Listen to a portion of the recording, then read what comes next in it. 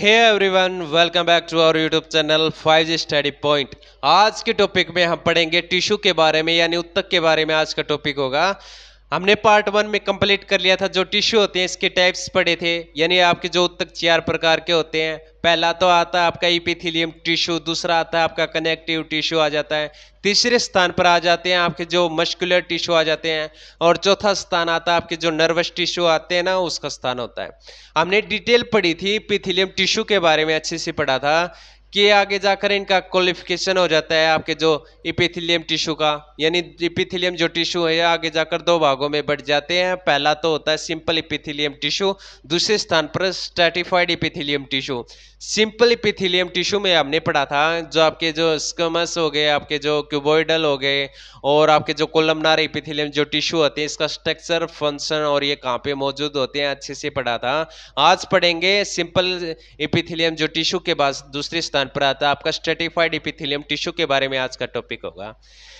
लेकिन लेकिन लेकिन आज का टॉपिक स्टार्ट करने से पहले कुछ ऐसी बातें हैं जो आपको सुनना बेहद जरूरी है। समय ही इंसान को सफल नहीं बनाता, समय का सही इस्तेमाल ही इंसान को सफल बनाता है। इसलिए आपके जो कीमती समय का सही उपयोग कीजिए। तो आज का जो टॉपिक है स्टार्ट करते हैं। आज हम लेंगे थोड़ा रिवीजन, हमने पिछले टॉपिक में क्या कुछ कंप्लीट कर लिया, थोड़ा एक छोटा रिवीजन और हो जाए। पढ़ते हैं।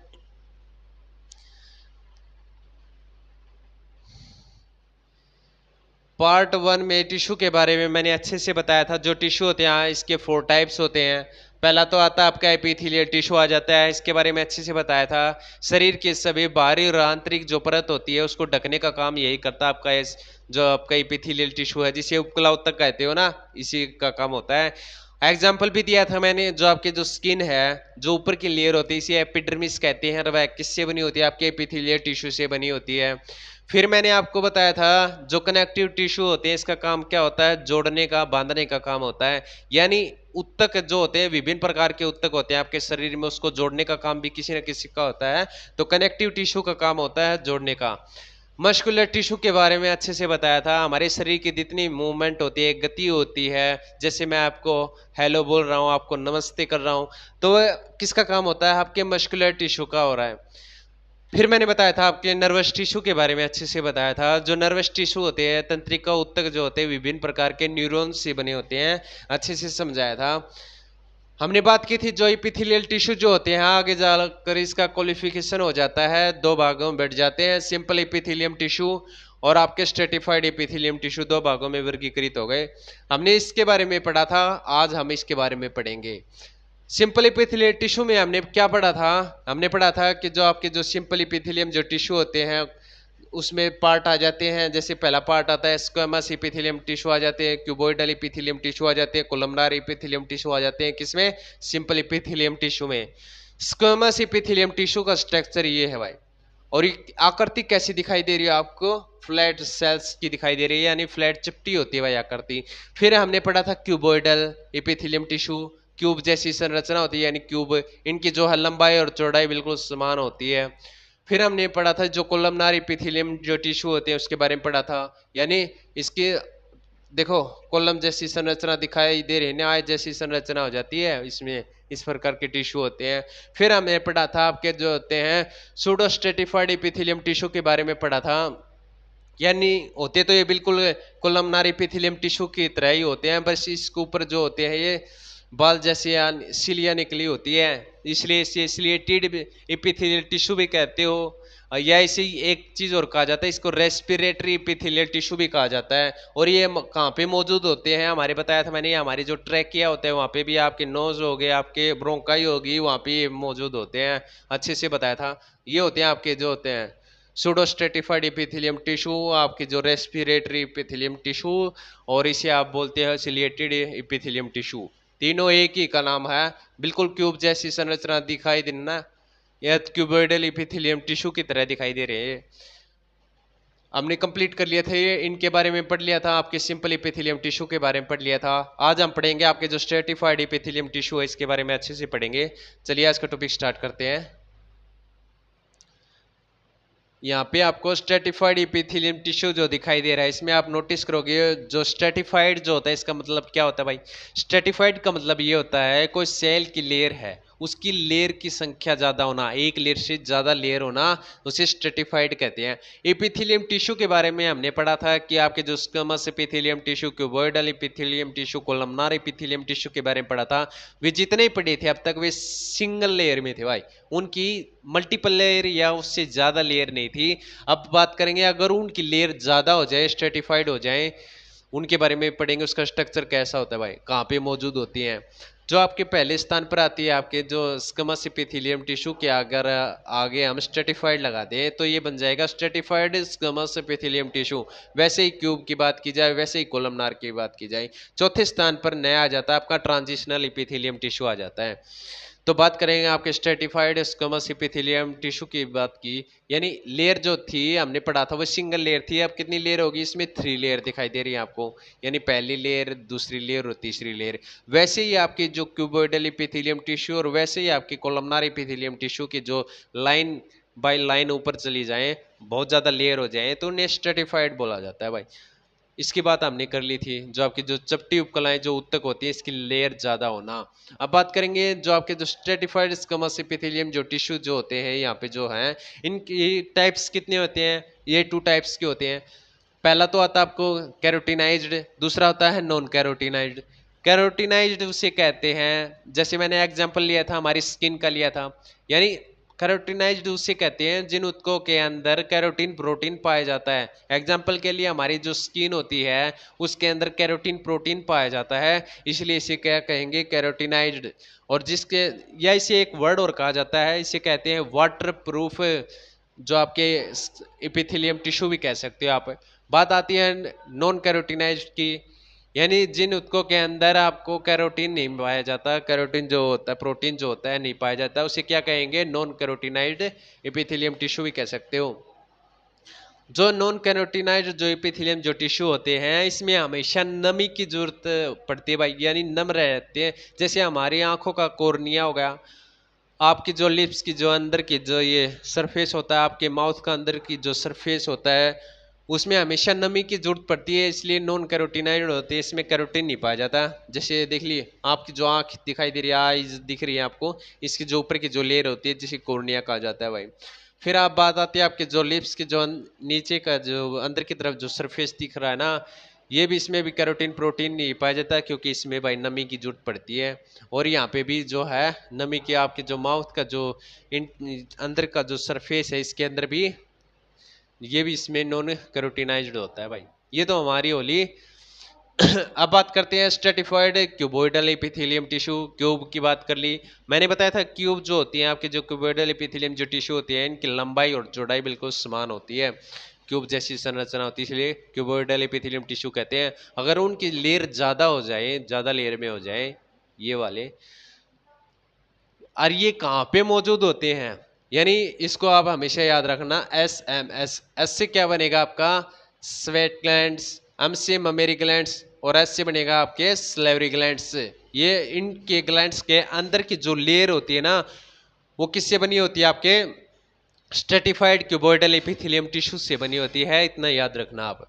उसके बाद बात करते हैं कोलम की, बात आ जाएगी स्ट्रेटिफाइड कोलमनार एपिथेलियम टिश्यू, यानी कोलम जैसी जो आपको जो सेल्स दिखाई दे रही हैं, इनकी लेयर अगर ज्यादा हो जाए तो उन्हें स्ट्रेटिफाइड कोलमनार एपिथेलियम टिश्यू कहते हैं। जो आपका ये कहाँ पे मौजूद होते हैं? आपका जो यूरेथ्रा दिखाई दे रहा है ना, यहाँ पे जो आपको लाइन सी दिखाई दे रही है, ये यहाँ पे मौजूद होते हैं।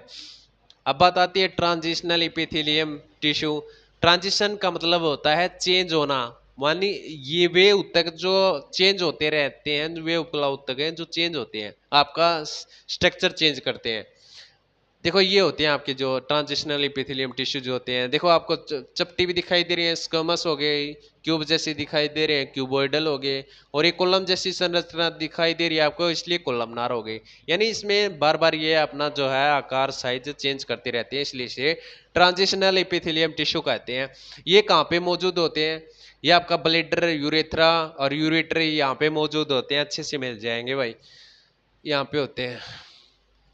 बेसमेंट मेम्ब्रेन के बारे में मैंने आपको अच्छे से समझाया था पिछले पार्ट में।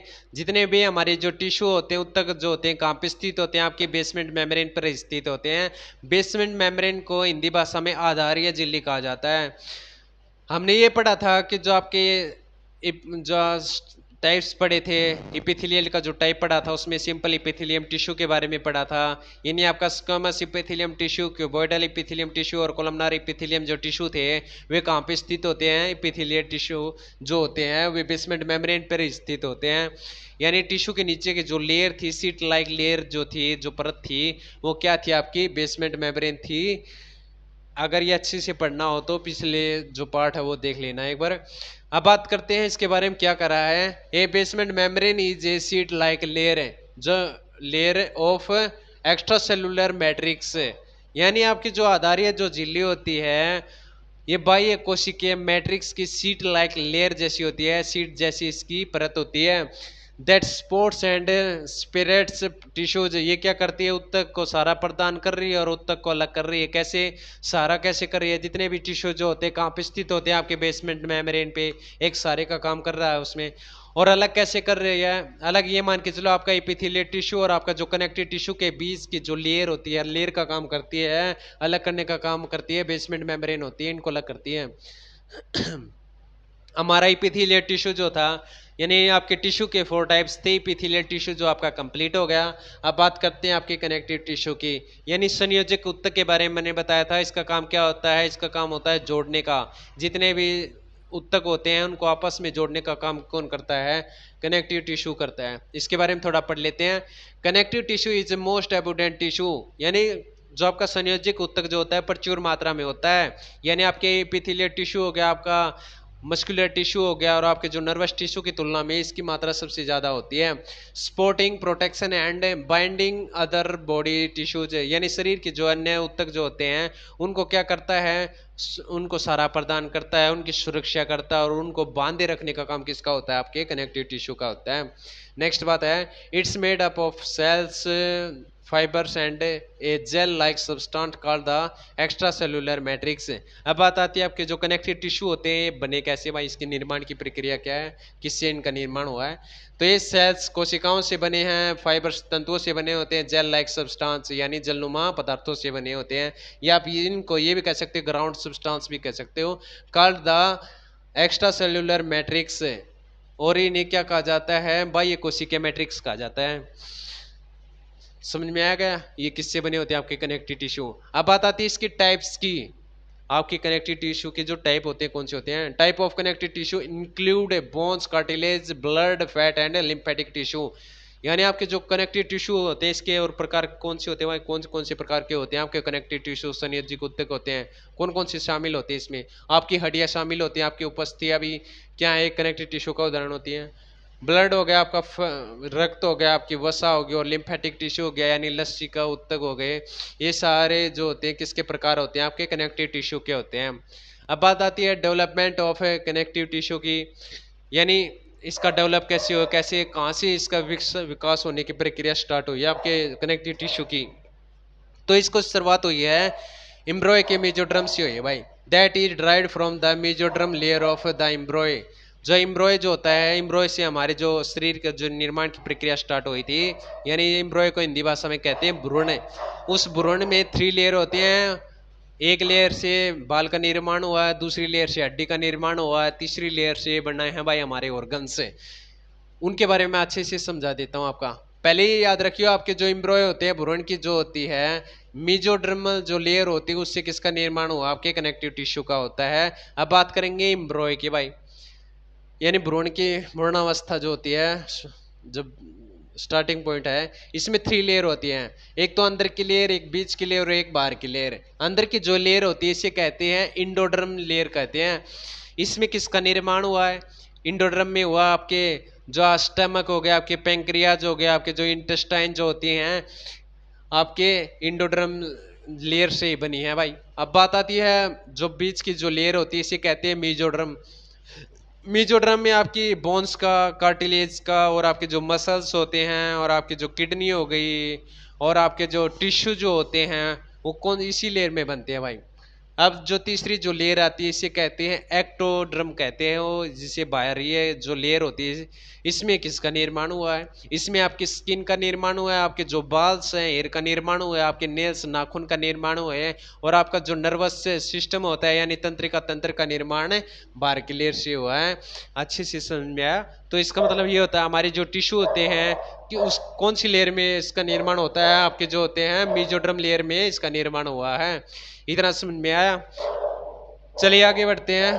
अब फंक्शन ऑफ कनेक्टिव टिश्यू यानी आपके जो संयोजिक ऊतक के जो फंक्शन होते हैं वो क्या होते हैं भाई? स्टोरेज ऑफ एनर्जी, एनर्जी को स्टोर रखता है भाई। प्रोटेक्शन ऑफ ऑर्गन्स यानी आपके जितने भी ऑर्गन्स हो उनको सुरक्षा करता है। Help in repair of injuries यानी जितने भी आपके जो चोट लगती हैं उनको रिपेयर करने में मदद करता है, और ट्रांसपोर्ट का काम करता है। अब अच्छे से समझो, स्टोरेज ऑफ एनर्जी जो आपका एनर्जी को कैसे स्टोर करता है आपके कनेक्टिव टिश्यू। आपका एडिपोस टिश्यू नाम सुना है? एडिपोस टिश्यू को हिंदी भाषा में कहते हैं वसा ऊतक है, और वसा ऊतक किसका उदाहरण होता है? कनेक्टिव टिश्यू का ही होता है भाई। तो वो कैसे यानी एनर्जी को कैसे स्टोर करता है? एनर्जी यानी ऊर्जा, यानी एक उदाहरण के लिए अच्छा एग्जांपल ले लेते हैं। ठंड के समय एक लड़का और एक लड़की होती है भाई। लड़के को बहुत ज़्यादा ठंड लगती है जबकि लड़की को इतनी ठंड नहीं लगती। क्यों? क्योंकि लड़की के अंदर फैट सेल, फैट टिश्यू जो होते हैं बहुत ज़्यादा संख्या में होते हैं, एडिपोस टिश्यू जो होते हैं। तो उसको एनर्जी जो होती है वो गर्म हीट जो लड़की को ज़्यादा मिलती है भाई। इसका मतलब ये हो गया। प्रोटेक्शन ऑफ ऑर्गन्स यानी ऑर्गन्स को कैसे प्रोटेक्ट करता है, यानी ये मान के चलो हमारे शरीर में जो चर्बी बनती है ना, जितने मोटापा हमारा आता है, जो एडिपोस जो टिश्यू होते हैं यानी फैट सेल जितनी ज़्यादा होंगी तो उस आदमी को, उस व्यक्ति को चोट उतनी कम लगती है, उसके जो अंदर के जो ऑर्गन्स होते हैं वे सेफ होते हैं। Help in repair of injuries, और वो इंजरीज जो होती है उसमें रिपेयर में भी मदद करते हैं आपके जो कनेक्टिव टिश्यू होते हैं। ट्रांसपोर्ट है, ट्रांसपोर्ट का काम कैसे करते हैं? ट्रांसपोर्ट का काम करता है, सबसे बड़ा एग्जाम्पल, सबसे बेस्ट एग्जाम्पल ब्लड से ले सकते हैं यानी रक्त से। रक्त कैसे काम करता है? रक्त यानी आपके जो ऑक्सीजन हो गई वो आपके टिश्यू तक ले जाता है, आपके जो टिश्यू से आपके जो सेल्स तक पहुंचाता है आपके जो ऑक्सीजन को होता है, फिर वहां से आपकी कार्बन डाइऑक्साइड को लेकर बाहर की तरफ आपके जो लंग्स की तरफ लेके आता है। तो ये जो ट्रांसपोर्ट का काम ही कर रहा है आपका जो ब्लड होता है। वैसे और भी बहुत सारे सब्सटेंस जो होते हैं वो ट्रांसपोर्ट करते हैं आपके ब्लड के थ्रू होते हैं वो। अब बात आती है कंपोनेंट्स की, यानी इसके कंपोनेंट्स जो होते हैं, एलिमेंट्स क्या होते हैं आपके टिश्यू, कनेक्टिव टिश्यू के मैंने बताया था। यानी connective tissue is basically made up of 3 elements, यानी इसके 3 एलिमेंट्स से बना होता है।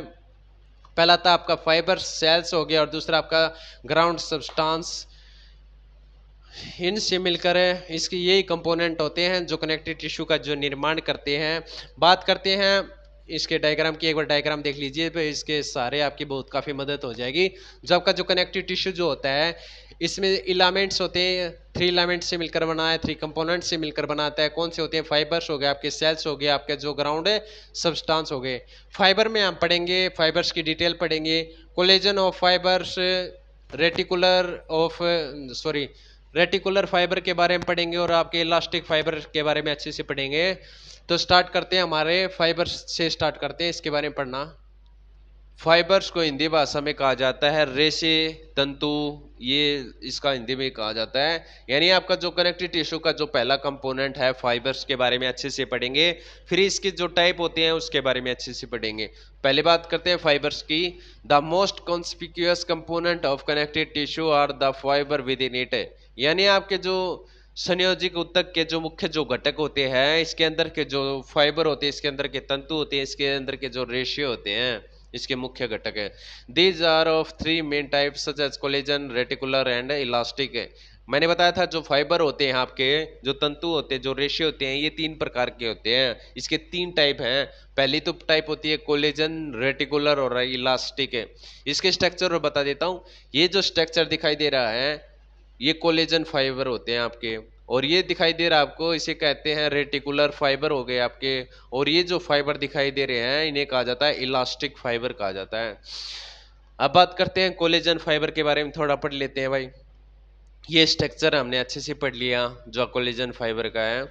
Collagen fibres are the main fibre components of connective tissue, यानी आपके जो होते हैं संयोजिक ऊतक के जो कोलेजन जो फाइबर होते हैं, संयोजी ऊतक के जो क्या है मुख्य रेशेदार जो घटक होते हैं, and are responsible for holding the body together, और बॉडी को एक साथ जोड़े रखने के लिए क्या होते हैं जिम्मेदार होते हैं, एक साथ बनाए रखने के लिए जिम्मेदार होते हैं। इनका काम होता है एक साथ बनाए रखना शरीर को। They are made of protein, ये प्रोटीन से बने होते हैं। Collagen fibre are very strong and with standard tensile force of up to 500-1000 kgcm, यानी ये कह रहा है कि जो आपके जो कोलेजन जो फाइबर होते हैं बहुत ज़्यादा मजबूत होते हैं। बाई चांस आप बचपन में आपके ऊपर गाड़ी का पहिया निकल गया हो तो कैसे देखो कितने मजबूत होते हैं वो पहिया जो होता है, कितने केजी तक का हो सकता है मान के चलो। तो कहने का मतलब ये है हमारी जो टिश्यू जो होते हैं 500 से लेकर यानी 500 किलो से लेकर 1000 किलो तक का वेट जो सह सकता है जो आपका जो कोलेजन जो फाइबर होते हैं। Collagen fibre are made of protein, ये मैंने बता दिया आपके जो कोलेजन जो फाइबर होते हैं ये प्रोटीन से बने होते हैं। एक लाइन हो रही है इसमें, कोलेजन जो फाइबर होते हैं इन्हें व्हाइट फाइबर भी कहा जाता है, आप नोट कर लीजिएगा इस बात को। अब बात करते हैं कोलेजन फाइबर के टाइप है, यानी कितने प्रकार की होती हैं। पहली टाइप है, ऐसे याद कर लें, इतनी डिटेल आपको इतने टाइप तो पढ़ना नहीं है, वैसे ही बता देता हूँ। जो पहली टाइप होती है उसको क्या होता है आपके the 99% of all collagen in the body, यानी आपके शरीर में 99% जो होता है कोलेजन होता है। कोलेजन कहाँ पे पाया जाता है? आपकी हड्डियों में, आपके टेंडन, आपके स्किन ऑफ डर्मिस, यानी डर्मिस ऑफ स्किन, यानी स्किन की जो डर्मिस परत पे पाया जाता है, टिथ में पाया जाता है, और आपके अदर कनेक्टिव टिश्यू यानी अन्य संयोजिक ऊतक में आपका जो पाया जाता है। ये पहली टाइप होती है। दूसरी टाइप कहाँ पाई जाएगी? मेनली कार्टिलेज में पाई जाएगी, यानी उपास्थियों में पाई जाती है। तीसरी जो टाइप पाई जाएगी ब्लड वेसल्स में पाई जाएगी, आपकी यूरेटस में पाई जाती है, और आपके गैस्ट्रो इंटेस्टाइनल ट्रैक यानी जठरांत्र पथ पे, और आपकी जो स्किन होगी त्वचा पर पाई जाती है। चौथी टाइप आपकी बेसल लेमिना में पाई जाएगी, और पांचवी टाइप जो होती है ब्लड वेसल्स और आपके फीटल मेम्ब्रेन्स यानी भ्रूण झिल्ली में पाई जाती है। बस इतना याद करना इतना डीप जरूरी नहीं है, वैसे बता दिया मैंने। रेटिकुलर फाइबर की बात करते हैं हमने, कोलेजन फाइबर का स्ट्रक्चर पढ़ लिया, उसके बारे में पढ़ लिया भाई। अब पढ़ते हैं रेटिकुलर फाइबर है, जिसे हिंदी भाषा में कहा जाता है जालीनुमा तंतु भी कह सकते हो आप इसे, जाली जैसी इसके स्ट्रक्चर दिखाई दे रहा है बिल्कुल। Reticular fibre are very fine collagen fibres हैं। जो आपके रेटिकुलर जो फाइबर होते हैं ये कोलेजन फाइबर महीन कोलेजन फाइबर होते हैं, यानी कोलेजन फाइबर के छोटा रूप जो होता है रेटिकुलर फाइबर होता है। Arrange to form a net like sporting framework और रेटिकुलर, यानी ये क्या करता है जालीनुमा सहारा और ढांचा और रेटिकुलर को जो क्या है बनाए रखने की व्यवस्था करता है, बस ये इसका काम ये होता है। The word reticulum come from the Latin word reticulum which means little net है। जो आपका रेटिकुलम जो होता है लैटिन भाषा के रेटिकुलम से ही लिया गया है, जिसका मतलब होता है छोटा जाल। उसके बाद क्या कह रहा है? Distribution occurs as fine network around muscles, यानी ये अब ये बता रहा है कि जो इसका जो प्रसार होता है, वितरण होता है, कहाँ तक ये फैला होता है।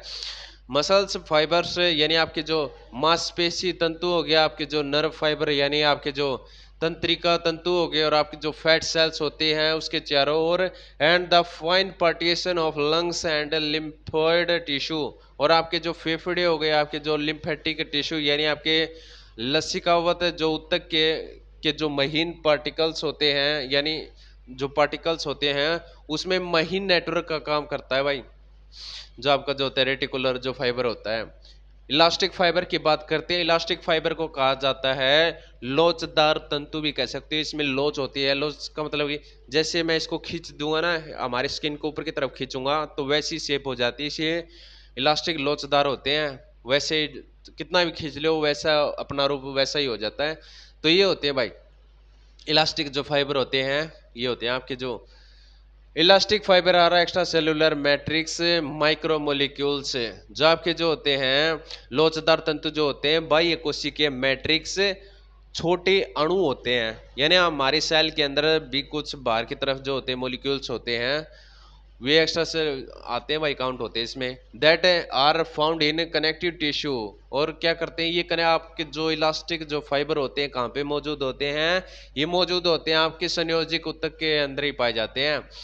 And are responsible for their elasticity and resilience, यानी आप ये कह सकते हैं ये किसके लिए जिम्मेदार होते हैं, ये लोच और लचीलेपन के लिए जिम्मेदार होते हैं। जो आपके इलास्टिक फाइबर होते हैं इसका काम होता है शरीर में लोच पैदा करना, हमारे अंग जो होते हैं वैसी की वैसी शेप में आ जाते हैं। Elastic fibre are abundant in dynamic connective tissue, जो आपके जो होते हैं लोचदार जो तंतु होते हैं वे गति संयोजिक ऊतक जैसे आर्टरीज, लंग्स और स्किन जो होते हैं वहां पे प्रचुर मात्रा में पाए जाते हैं। आर्टरी को समझते हो, धमनियां होगी आपके, लंग्स फेफड़े हो गए आपके, स्किन त्वचा होगी, वहां पे प्रचुर मात्रा में पाए जाते हैं भाई। कितना भी देखो आपके लंग्स होते हैं, लंग्स क्या करते हैं फूलते हैं, तो कितना फूल भी रहा है ना, तो उसमें क्या हो गई लोच पैदा हो गई। आपकी स्किन देख लो, स्किन को कितना ही खींच लो वैसी हो जाती है। आपकी आर्टरीज हो गई, आपकी धमनियां हो गई, कितना ही खींच लो उनको। तो एक छोटा रिवीजन ले लेते हैं हमने आज के टॉपिक में क्या कुछ कंप्लीट की लिया, एक छोटा रिवीजन तो बनता है भाई, पढ़ते हैं एक रिवीजन।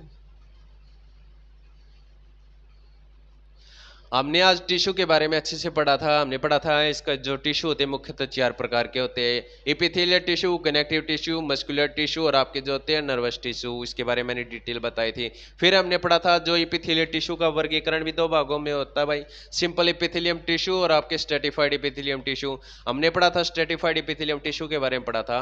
देखो सिंपल एपिथेलियम टिश्यू हो गया, स्ट्रेटिफाइड एपिथेलियम टिश्यू हो गया, और आपका सूडो स्ट्रेटिफाइड एपिथेलियम टिश्यू के बारे में पढ़ा था। सिंपल एपिथेलियम टिश्यू में हमने स्क्वेमस के बारे में पिछले पार्ट में कंप्लीट कर लिया था, क्यूबॉइडल एपिथेलियम के बारे में कंप्लीट कर लिया था, और कोलमनार एपिथेलियम के बारे में कंप्लीट कर लिया था। अब स्ट्रेटिफाइड की बात आ गई। स्ट्रेटिफाइड का मतलब मैंने आपको अच्छे से बताया था, यानी आपकी जो कोशिकाओं की संख्या की जो लेयर होती है उसकी एक से ज्यादा होना, यानी इसके आगे आप स्ट्रेटिफाइड लगा दियो। Stratified squamous epithelium tissue, stratified squamous cuboidal epithelium tissue और स्ट्रेटिफाइड कोलमनार एपिथेलियम टिश्यू जो होते हैं वो बन जाते हैं भाई। और एक नया आ जाता है, अलग से आ जाता है, इसे कहते हैं ट्रांजिशनल एपिथेलियम, यानी इसका जो होते हैं शेप बार बार चेंज होती रहती है भाई। स्क्वेमस की बात की थी, ये मान ली इसकी जो शेप होती है चपटी होती है, और ये जो दिखाई दे रही है इसे कहा जाता है बेसमेंट मेम्ब्रेन होती है भाई। ये होती है आपके जो बेसमेंट मेम्ब्रेन है, मैंने आगे बताया था आपको, ये होती है भाई शेप है, यानी इसे कहते हैं क्यूबोइडल, यानी क्यूब जैसी संरचना होती है इसलिए क्यूब नाम दे दिया इसको, क्यूबोइडल एपिथेलियम। ये कोलम जैसे दिखाई दे इसलिए इसे कोलमनार एपिथेलियम टिश्यू कहा जाता है। फिर मैंने बताया था आपकी जो सिलिया हो गई, आप इसे कह सकते हैं शूडो स्ट्रेटिफाइड हो गए, सिलिएटेड भी कह सकते हैं आप। कोलमनार एपिथेलियम टिश्यू जो होते हैं इसमें क्या होते हैं बाल जैसी इसके ऊपर सिलिया होती है भाई। आपके जो कोलमनार एपिथेलियल टिश्यू के अगर ऊपर सिलिया निकला है, बाल जैसी संरचना दिखाई दे, तो वो होते हैं सिलिएटेड कोलमनार एपिथेलियम टिश्यू होते हैं भाई, ये होते हैं देखो। उसके बाद मैंने आपको बताया था इनके बारे में, स्ट्रेटिफाइड एपिथेलियम टिश्यू के बारे में बताया था कि इतने टाइप होते हैं, ये बहुत ज़्यादा लेयर होती है इसलिए इसे स्ट्रेटिफाइड स्क्वेमस एपिथेलियम टिश्यू कहा जाता है। इसमें भी ज़्यादा लेयर होने के कारण इसे वो स्ट्रेटिफाइड क्यूबॉइडल एपिथेलियम टिश्यू कहा जाता है। फिर हमने स्ट्रेटिफाइड इसमें पढ़ा था, इसकी टाइप पढ़े थे, स्क्वेमस एपिथेलियम टिश्यू के पढ़े थे, यानी कैरोटिनाइज्ड हो गया, नॉन कैरोटिनाइज्ड हो गया। कैरोटिनाइज्ड जो होते हैं जिनके अंदर कैरोटीन प्रोटीन पाया जाता है, नॉन कैरोटिनाइज्ड वे होते हैं जिसके अंदर कैरोटीन प्रोटीन नहीं पाया जाता। मैंने इनका एग्जाम्पल भी लिया था। फिर स्ट्रेटिफाइड क्यूबॉइडल में मैंने बताया था आपको, इसमें आप एसएमएस के नाम से भी याद रख सकते हो, आपका जो होते हैं जो आपके स्ट्रेटिफाइड क्यूबॉइडल एपिथेलियम जो टिश्यू होते हैं कहाँ पे पाए जाते हैं, एसएमएस के थ्रू आप याद कर सकते हो। यानी स्वीट जो आपके जो स्वेट ग्लैंड होगी, आपके जो ममेरी ग्लैंड होगी, आपके जो सलेवरी ग्लैंड होती है, इसके अंदर के जो लेयर होती है वहाँ पे पाए जाते हैं। उसके बाद स्ट्रेटिफाइड कोलमनार एपिथेलियम टिश्यू के बारे में बताया था मैंने, कहाँ पे मौजूद होते हैं, ये हमारे देख यूरेथ्रा में, मेल के जो यूरेथ्रा में यहाँ पे मौजूद होते हैं। ट्रांजिशनल एपिथेलियम टिश्यू के बारे में बताया था, इसका काम क्या होता है, ये बार बार चेंज होते हैं, ये स्ट्रक्चर होता है भाई। और ये कहाँ पे पाए जाते हैं? एक तो आपके यूरेथ्रा में पाए जाते हैं, ब्लैडर में और यूरेटर में पाए जाते हैं आपकी, मैंने अच्छे से बताया था। बेसमेंट मेम्ब्रेन के बारे में मैंने अभी अभी बताया कि जो बेसमेंट मेम्ब्रेन होती है इसकी सीट लाइक स्ट्रक्चर होती है, सीट जैसी संरचना होती है। कनेक्टिव टिश्यू में हमने अच्छे से पढ़ा था, इसकी डिटेल पढ़ी थी, यानी आपके जो कनेक्टिव टिश्यू जो होते हैं किससे बने होते हैं? आपके सेल्स से, आपके जो फाइबर से और आपके जेल लाइक सब्सटेंस कह लो या ग्राउंड सब्सटेंस से मिलकर बने होते हैं।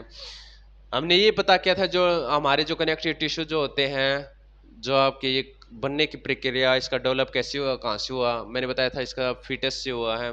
फिर ये बताया था जो आपके जो कनेक्टिव टिश्यू जो होते हैं इसका काम क्या होता है? एनर्जी को स्टोर करना, प्रोटेक्शन करना ऑर्गन्स की, और जो अभी चोट वगैरह लग जाती है उसको रिपेयर करना और उसमें मदद करना।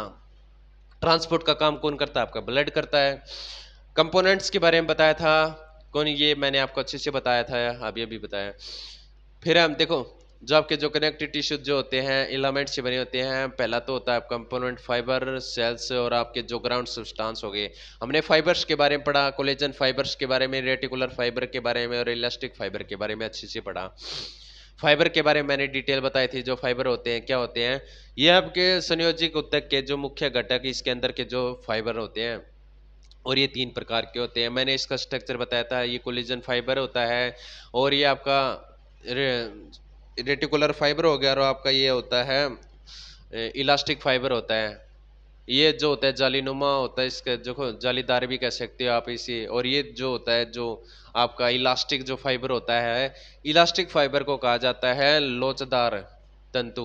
कोलेजन फाइबर के बारे में मैंने अच्छे से बताया था, ये स्ट्रक्चर होता है कोलेजन फाइबर का, इसके बारे में थोड़ी डिटेल बताई थी। आपके जो कोलेजन जो फाइबर होते हैं, ये फाइबर, ये तंतु, फिर मैंने इसके बताया था ये जो तंतु जो होते हैं किससे बने होते हैं? प्रोटीन से बने होते हैं। कोलेजन फाइबर को व्हाइट फाइबर भी कहा जाता है, मैंने अच्छे से बताया था। जो आपके कोलेजन जो फाइबर होते हैं 500 से लेकर 1000 केजी तक का वेट को क्या कर सकते हैं? आसानी से सह सकते हैं भाई। फिर मैंने बताया था जो कोलेजन फाइबर के टाइप्स बताए थे, कहाँ पे मौजूद होती है, कौन सी टाइप। रेटिकुलम फाइबर के बारे में बताया था, जो जालीनुमा जो तंतु होते हैं उसके बारे में बताया था। ये स्ट्रक्चर होते हैं, क्या होते हैं? कोलेजन फाइबर के छोटे रूप होते हैं, और ये क्या करते हैं इसका काम भी बताया था मैंने। जो आपका जो रेटिकुलम जो फाइबर जो होता है, ये लैटिन वर्ड का, ये लैटिन वर्ड से, लैटिन शब्द से ही लिया गया भाई। इसका मतलब होता है लिटिल नेट, यानी छोटा जाल कहा जाता है। फिर मैंने बताया था कि जो इसका जो प्रसार है कहाँ तक फैले होते हैं। इलास्टिक फाइबर के बारे में बताया था, जो इलास्टिक फाइबर ये होते हैं भाई, इसे कहा जाता है लोचदार फाइबर कहते हैं। यानी मैंने बताया था लोचदार, लोच का मतलब ये होता है उस टिश्यू को जितना भी खींच लो उसका साइज वैसा ही हो जाता है, इसलिए लोचदार फाइबर होते हैं भाई। मैंने बताया था ये कहाँ पे पाई जाती हैं इसके बारे में। ये आपके जो आर्टरीज आपकी धमनियों में, आपके लंग्स में और आपकी स्किन में पाए जाते हैं। तो आज का टॉपिक आपका इतना ही था। उम्मीद करता हूँ आपको कुछ ना कुछ अवश्य जरूर समझ में आया होगा। अगर वीडियो अच्छे से टॉपिक आज का जो समझ में आया है तो ही लाइक कीजिएगा, शेयर कीजिएगा, सब्सक्राइब कीजिएगा। Thank you so much.